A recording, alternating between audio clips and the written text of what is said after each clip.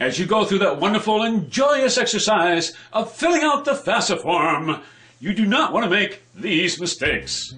Don't list your home assets. For example, the FAFSA form is not asking you for the value of the equity in your home. They don't want to know the value of your boats, your cars, your jewelry, your furniture, any of that sort of stuff.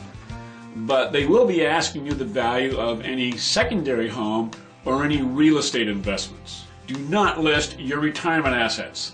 The FAFSA form doesn't ask you to list your 401ks, your IRAs, or any other retirement programs. Some people misinterpret the word investments for the word retirement. Your retirement money is not an investment. It's retirement money. A lot of people make that mistake of confusing those two words. If you are divorced or separated, the parent who fills out the form is the one with whom the child lives the longest during the year. So if your child lives with you for 6 months and 1 day, the parent who has that child for that 6 months and 1 day fills out the FAFSA form. The parent who is the legal custodial guardian, therefore, is not necessarily the one who fills out the FAFSA form.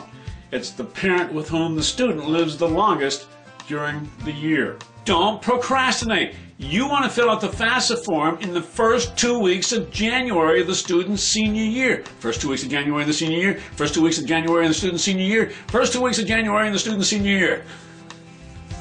I'm sorry to repeat myself, but it's so critical that you get that FAFSA form done and use the previous year's tax return, not the latest one that you're waiting for. No, you want to get in line first when all that money is available, and you also don't want to be missing any deadlines that could affect your students' financial aid possibilities. So fill out the FAFSA form, please, in the first 2 weeks of January with the previous year's tax returns, and you'll be fine.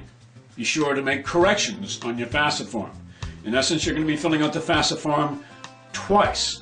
The first time will be, ideally, in the first 2 weeks of January of the student's senior year, where you will use the previous year's tax returns and W-2s to get your FAFSA form in early.